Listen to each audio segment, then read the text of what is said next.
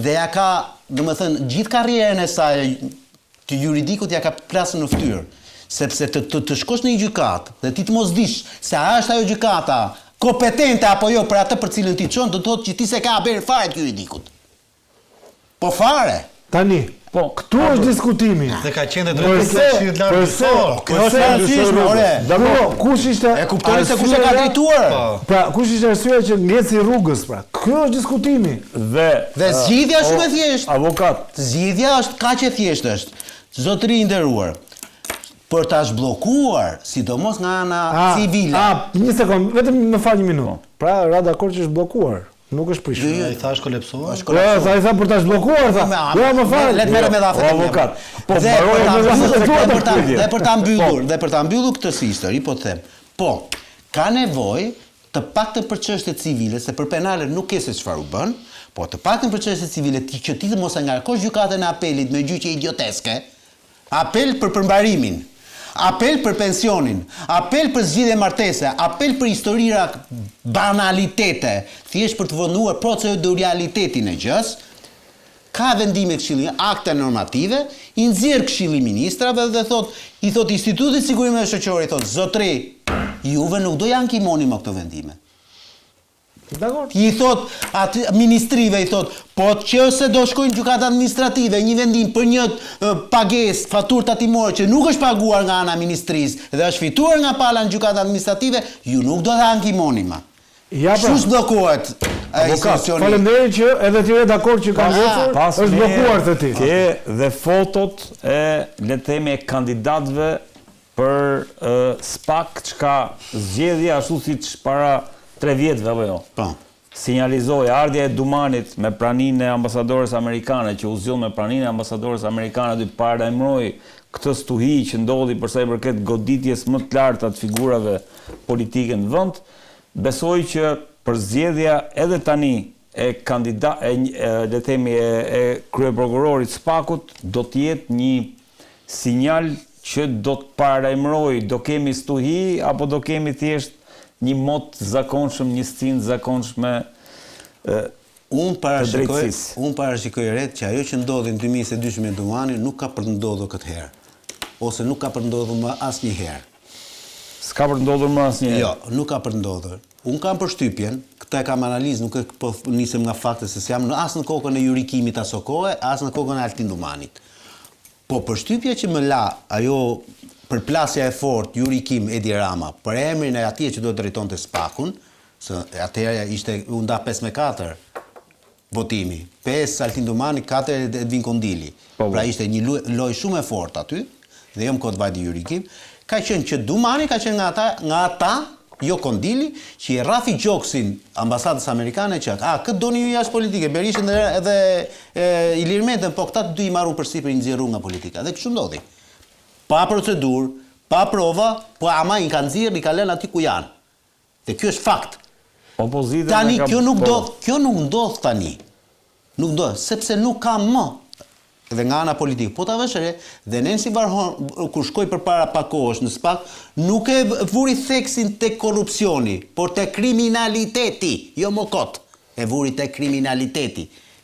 Kush janë kandidatët avokatët që kemi? Po tani nga kandidatët, këta janë 4 persona që kemi nga mbas, të 4 janë gjithsej. Këta janë të 4, si të thuash, prokuror prej kohësh në SPAK, Adnan Xholi është drejtor për marrëdhënien me jashtë në SPAK, një nga njerëzit krau i djathtë i Altin Dumanit, për me thënë, sot i projektuar si një person i cili mund të ketë një lloj avantazhi, kjo. Klodi Ambrao gjithashtu është një person i cili ka pasur dosje shumë të rëndësishme në SPAK, edhe ky shikohet si një njeri, domethënë që mund të ketë artikulim goxha të mirë edhe në SPAK, po ashtu Doloreza Musabelliu është një prokurore shumë e mirë, e cila mori vendin e zotit Arben Kraja përpara 5-6 muajsh kur pati përplasjen Altin Dumani me Arben Krajën në raport me zgjedhjen e antarëve të BKH-s, sa ajo që përplasja, e cila për vendimin tim është goxha e favorizuar dhe unë personalisht shikoj, në qoftë se do parashikoj një garë, le themi, e shikoj midis zonjës Musabelliu dhe Adnan Xholit. Marsit, si e shikon këtë nisur thash nga premisa, që Altin Dumani u zgjodh nën presionin e ambasadës amerikane? Unë jam kundër çdo presioni që nuk ushtrohet nga organet legjitime. Qoftë ky të jetë ambasador, qoftë edhe një strukturë më e lartë që përfaqëson Departamenti Amerikan Shtetit apo diçka tjetër. Pse? Sepse nëse ne kushtetutë kemi që Shqipëria është një vend i pavarur i cili gëzon sovranitetin e saj. Po. Një lloj forme, kushdo që gëzohet kur një ambasador, qoftë ky dhe i Shteteve të Bashkuara të Amerikës, e dhunon këtë të drejtë të sankcionuar në kushtetutë, atëherë unë nuk mendoj që është diçka pozitive. E para, e dyta, fakti që një ambasador është në një vend të caktuar, është për arsye të marrëdhënieve diplomatike që një vend ka me një vend tjetër. Po të flasim sipas kompetencave dhe procedurës. Unë nuk e di që ka ambasador që cilët në veprimtarinë e tyre merren me se si ushtron detyrën e tij gjyqësori, si ushtron detyrën e tij legjislativi, si ushtron detyrën e ekzekutivi, se imagjinoni sikur ambasadorat bënin një gjë, shkon tek dyert e presidentës kur mandatohet një ministër. Dakor, po ka qenë kryeagjende le të themi Shtetet Bashkuara të Amerikës edhe Bashkimit Evropian instalimi, implementimi i kësaj. Jam dakord, shprehu për reformën dhe për procedurën, mos u shpreh mbi premra të caktuar. Ose pa shumë rrëzoj procedurën. Thuaj që ne duam të zgjidhet filan person që është brenda kësaj strukture dhe nuk bëhet votim fare. Sepse ndihesh mirë ti për shembull kur një organ i atij niveli frustrohet ose kompleksohet për shkak se një ambasador shkon dhe kuptohet që ndikimi atij për shkak se shkon në dyert atij institucioni është që i imponon dhe emra të caktuar. Po imagjinoni sikur ndodhi kjo gjë dhe me zgjedhjet. Për shembull sikur ambasadori radhës që vjen thotë që dua të vijë pushtet Berisha. Do ndiheshin mirë? Shtetarët e Republikës Shqipërisë, ministrat, pa e marrë si shembull, se si zgjedh një prokuror, mund zgjedh dhe kryeministër.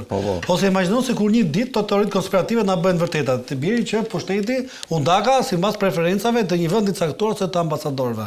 Dhe zgjedhjet që kanë një fasadë. Do ndiheshim mirë ne që flasim për votën e lirë. Nancy Van Horn ka qenë tani në SPAK, apo jo avokat? Para një muaji. Po. Nuk është se s'ka qenë. Shiko, unë nuk mendoj që Nancy Van Horn është Jezu Krishti dhe kudo që shkon shpërndan hirën e vet edhe nëpërmjet kungimit me verë dhe me bukë, shpirti i shenjtë hyn te ty dhe pastaj ti bësh njëri më i mirë, më i drejtë, më i ndershëm. Por që ta kuptoni edhe një herë. Ambasadori amerikan një frym nuk është, nuk diskutohet. Temjanin e ka ajo. Ambasadori Temjanin e ka me vetë. Sepse janë edhe gjëra të shenjta. Ambasadori amerikan i thotë larg djallit. Nuk është John. Ambasadori amerikan nuk është John Pakzori. Shenjtërinë e profesionit, karakterin, edhe personalitetin, o e kjo se ke, nuk është se vjen një ambasador, ti lan mëkatet, të futet edhe frymën e shenjtë dhe ti pastaj fillon respekton ligjin dhe zbaton procedurën. Jo, ambasada aty ka qenë bindur, ata që janë pjesë e sistemit të drejtësisë, o e ka natyrë dhe karakter, zbatimin e ligjit, interpretimin e drejtë të saktuar, ti di që personalitetet të mëdha amerikane, siç ka qenë dhe rasti gjyqtarit që ndroi jetë Frank DiCaprio, që ka disa pjesë gjykimit, rreth pare ka natyrë njëri, në mënyrën si jeton, nuk është veç detyrën që ushtron.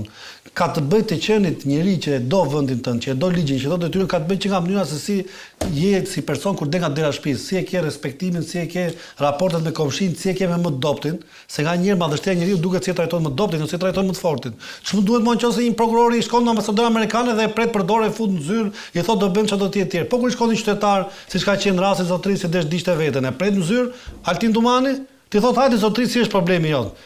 Ndërkohë që është i zhytur me 2 milion lekë borxh, shkon 108 milion lekë, edhe i marrin dhe shtëpinë. Pse s'interesohet? Është interesuar Altin Dumani për shembull pse Tigri 1, Tigri 3 punon? Kush ka qenë personi i cili ka bërë negociatat që duhet merr këto tece lundruese që janë teknologji para 40 vjetësh? Ale çfarë fut kot tani. Nëse ne kemi një institucion që ju frymashën të syn të këto. Të shmarë njëri me Bankës Petroleumin që është një nga... Ne jemi marrë këtu me avokatin... Po mi jemi marrë ata që duhet marrë, ne zgjidhim gjë ne. Ore, ne munduam shkojmë në spital të operojmë gjithë pa lekë, po se bëjmë dot. S'kemi marrë as universitetin. Kur e ka marrë SPAK-u Bankersin në avokat. Kur ta marrë. Tani ka një gjë. Si e ka marrë? Ka marrë kështu si dosje e mban tavolina, po e ka marrë si dosje me shqyrton. Jo, ka një gjë tani. Ju jeni avokat, e dini mirë, ka afate, ka procedura. Dosje që janë me 10.000, 15.000 flet vetëm për të lexuar ka vetëm një fjali se the që pare nuk është dështim, është ngecje. Nëse ti merr taksi dhe thua të çojë në destinacion, fakti që nuk çon dhe mund të rrimi në stacion, 2 ditë ngecje. Çon dështim apo jo, është thjesht ngecje? Ngecje. Jo, rregullohet taksia pastaj. Pjesën tjetër bën kam. Jo, nuk është ashtu e dipse sepse në krimin e një shteti, meqense ka mbaruar shkenca politike, në krimin e një shteti ka hallka, ka nivele, ka afate. Dhe gjithmonë reformat nisin në letër, sidomos në vende tranzicion si Shqipëria, dhe ngecin rrugës, por kjo nuk do thotë që dështojnë. Po mos shkojmë aty, rrim këtu. Jo, rrim këtu. Mos ta bëjmë diskutim teorik. Ka një gjë. Tani, unë besoj këtë gjë që gjyqtarët në Shqipëri, sidomos gjyqtarët dhe prokurorët e SPAK-ut, janë në mes të disa zjarreve. Pra janë në mes të 3 zjarreve. Dhe kush janë këto zjarre? Është Partia Demokratike, Partia Socialiste, pra në mes të një trioje, në mes të një maje piramide të rrethuar, dhe nga ana tjetër janë dhe grupet kriminale të cilat ushtrojnë presion të treja. Të treja kanë mekanizma të tyre të bëri presion. Dikush e ka nëpërmjet foltores së partisë, dikush e ka dhe në mediat e tyre që kontrollojnë, madje ka pas akuza edhe ndaj përfaqësuesve dhe kolegëve tanë, të cilët kanë bërë rolin e njërit ose të tjetrit grup kriminal. Pra, është institucion që është shumë i sulmuar. Është institucion i cili është shumë i kërcënuar dhe janë kërcënime që janë kërcënime për jetën dhe kërcënime të gjitha nivelet. Jo, kjo është e vërtetë. Jo, mos bëhet rria serioz. Jo. Mundohesh ashtu shumë rria serioz. Tani ka një gjë. Është ka çfarë është ai institucioni i cili ju jep garanci, ju jep kurajo? Po është ambasada amerikane. Pse ta mohojmë? Kjo është e vërtetë apo Pse ta mohojmë këtë gjë? Apo jo? Po ke tret më po. Më kujtohet tani që po flisë, më kujtohet Donald Luja kur i shkon te Adriatic Llallës i thotë. Jo, ka një gjë. Çfarë ndodhi tërmet në Patos Maritim? Jo, ore, atë ishi fishë zjarri. Do të fund. Tani po flasim. Po ja. Për çështjet e sigurisë. Çështjet e sigurisë në Shqipëri. Kush është balans? Arber. Këto më leja po pse po me qesh. Ambasadorin po flasun. Për Donald Donaldi tha, ato tha në Patos Marins, jo mor burr, ishin bankers. Kam qenë Patos Marins kur ka ndodhur ai shpërthimi i madh aty, kam qenë. Bankers ishte. Banker, po e themin e bankers. Po pra, edhe shkoi. Donalduja në zyrë Adriatic Llallës. Pse po hetonte bankersi? Jo, nuk ishte ashtu. Donte të ishte licencën, ishte tjetër histori. Okej, vazhdo. Dhe ka qenë bani kanadeze, ta mbaroj. Prokuroria ishte tjetër histori. Prokuroria ishte licencë. Po atë plose, kemi ca vite në zanate dhe i dim sa gjëra. Prokuroria ishte licencë. Jo, donte kazim penal etj. Po, por gjithsesi. Pa ambasadën amerikane dhe pa mbështetjen e një fuqie përtej Shqipërisë, a do kishim një SPAK të fortë? Unë besoj që nuk do ta kishim. Prandaj, prania e Shtetit Bashkuar të Amerikës, e zonjës Van Horn, është inkurajim, nuk është dekurajim, sepse disa prokurorë, të cilët janë ata prokurorë që po sulmojnë sistemi, jo po prit, të sulmosh një sistem të krijuar nga PD, PS dhe grupet kriminale, ti pak a shumë po sulmon atë themel të dobët që ka Shteti shqiptar. Dhe është sulm shumë frontal, shumë i egër. A mendon se do ta vazhdojë? Kjo është a do të vazhdojë? Që grupet kriminale i kanë vënë pistoletën në gojë bashortit të një gjyqtari. E kanë marrë peng zotri. I kanë kërcënuar fëmijët një tjetër. Po, a do të vazhdojë kjo? Situata nuk është aq e lehtë, se ne flasim, ne flasim nga pozita tona sepse ne nuk kemi patur këtë presion. Por presioni që kanë dalë shtimat, të dalësh, të hapësh televizorin, të shikosh një parti politike që sulmon në blok nga mëngjesi në darkë, shikosh edhe avokatin që sulmon nga mëngjesi në darkë, kjo s'është normale. Arber. Një nga gjërat që kanë kërkuar avokat, një nga gjërat që kanë kërkuar prokurorët e SPAK-ut ka qenë zgjatja e mandatit. Politika nuk po ja jep këtë zgjatje mandatit dhe a kemi informacion që SBA po lobon, le të themi, për zgjatjen e mandatit prokurorëve të SPAK? 2 pika. Këtu duhet të lexoj qëndrimin dhe vullnetin e Shtetit Bashkuar të Amerikës për sa i përket 2 pika për këtë gjë. Këtu qëndrojmë strikt kushtetutës. Pra gjithçka është shkruar e zeza në të bardhë, që thotë, është një institucion prokurori e posaçme. Është e përcaktuar ka fate ligjore dhe tani kjo nuk më duket ka fate ligjore. Ka fate ligjore. Dhe kjo nuk më duket normal, mëse 9 vjeçar edhe 3 vite drejtuesi. Prokurori. Po pra. Prokurori. Dhe tani jo institucioni. Po jo bashkën ato. Të lidhura. Mirë, vazhdo atë. Dhe tani diskutimi është këtu, një institucion i cili ka një me mandat, prokuror që me mandat, nuk mund të kërkojnë nga ligjvënësi, pra nga ai që ata hetojnë nga mëngjesi në darkë, ti kërkojnë kompromis, sepse ti kur i kërkon votën, ti kërkon kompromis. Pra unë lexoj politikisht. Unë të kërkoj ty një kompromis. Fakti është që unë të kërkoj po kompromis, do thotë që në një kompromis ka një marrëveshje. Në një marrëveshje diçka jep, diçka merr. Prandaj mua nuk më duket teze shëndosh. Edhe nëse negocion SBA dhe aq më tepër, nuk më duket teze shëndosh, aq më tepër të vinë nga vetë prokurorët. Si mund t'i kërkosh ti ligjvënësit, atij që ti nga mëngjesin darkë e heton, bën kërkesa për ta arrestuar, ke arrestuar, ti kërkosh këtë gjë, nuk duhet ta bësh ti. O duhet të jetë një kërkesë e garantuesit, atij që është garantuesi që është Shtetet Bashkuara të Amerikës, ose duhet të jetë një presion i madh nga opinioni publik. Kurse si nuk do të vinë nga ata që janë në sistem, sepse automatikisht i ul pikvetës nëse kërkon marrëveshje me kryeministrin ose me kreun opozitës. E ke aq gabim se nuk e ke ide. Kasanov, avokatu shpreh Kasanov në dhjetor, flas para se të vinte presidenti Trump. Kasanov tha që ne do të ndikojmë që apo do të bëjmë, le të themi, lobimin e duhur që prokurorët ta marrin një mandat tjetër, le të themi. Ndërkohë nuk kemi absolutisht asnjë deklaratë nga administrata Trump për sa i përket mandatit. Për mandat të dytë, nuk ka asnjë lloj arsye që dikush të kërkojë rinovim mandati përderisa e ka të përcaktuar në kushtetut. Kjo ka të bëjë me prokurorin në vetvete, jo me institucionin. Si institucioni nuk ka afat. Nuk do të thotë që në datën 19 dhjetor 2028 SPAK-u nuk ekziston më. Vdes. Do ketë prokuror të tjerë thua që do të çojnë përpara. Ore, në 19 dhjetor 2019 9 prokurorë kishte SPAK-u. Sot ka 20. Këta të tjerët, 11 të tjerët u futën rrugës. Dikush ka 1 vit, dikush ka 2, dikush ka 3, po ata secili prej tyre 9 vjeçare kanë mandatin. Pra do vazhdojnë të jenë 9 vjet aty ata në atë pozicion. Në një vend si Shqipëria avokat ku dihet presioni i madh politik, çfarë të keqe ka që ti garantohet edhe një mandat tjetër sepse është një lloj mbrojtje? Po ta shpjegoj pra. Më dëgjoj një sekond. Ka shumë të keqe sepse ka të bëjë me rregullat e lojës, si them unë.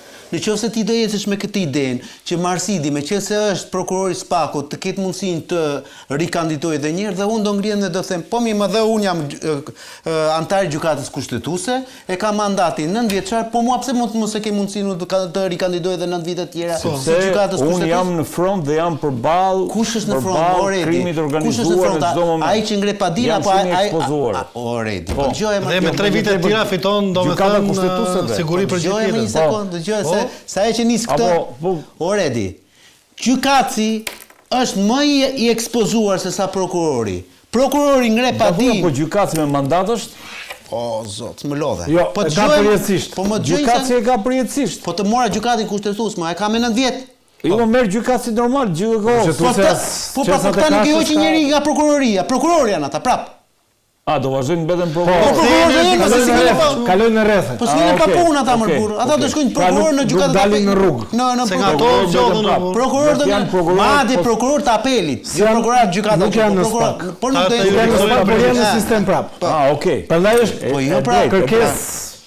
Ka sens si kërkesë, po të thënë një herë tjetër, sepse nuk ka. E dyta, po pse mendon ti që këta të 20 janë më të mirë? Nuk ka prokuroria, prokuror të tjerë që gabimi im se kuptova. Jo, po dëgjoj tani ta them. The të njëjtën gjë që thash. Po dëgjoj pra një sekond, të lutem. Zoti Varaku, drejtuesi i emisionit. Më korrigjo, a tha një gjë që thash unë në mënyrë tjetër? Sa atë është, dëgjoj atë. Se tha e gabim, tha. Po duro pra të them këtë. Të njëjtën gjë, se s'dua që të të të gabosh edhe ti prandaj. Do dëgjosh? Po. Atëre, e kisha fjalën tjetër gund. I bëri këta mishërus, këta tha han ta plumbin ta kështu kërcënime gjëra. Këta kërcënohen.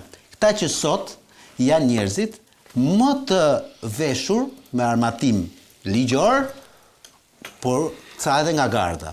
Po më themi prag mbrasne. Ata prokurorët e krimeve të rënda që s'kishin as ligjor dhe as nga madje ngritin dorë në hitin e makinave traste, ata pse bën ata, si bën ata të mundur që të çonin Zani Çaushin, ku di unë 1001 Gaxhajni i 43 vendime me burgim të përjetshëm, o zotri. Jo 1, jo 2, 43. Dakor. Cilët janë nga këta persona, të cilët ai ishin këta prokuror, ai ishte Eugen Beci me shok. Anton Martini, ai ishte. Ja pra ka ishin këta prokurorët ishin. Gjenti Trenova. Kush ishin më zotrin nderuar? Ja këta prokurorë ishin. Këta gjyqtar ishin. Se po flesim për gjyqtarët. Pra këta i kanë dhënë vendimet me këta çka kanë dhënë? Ma tregoj një.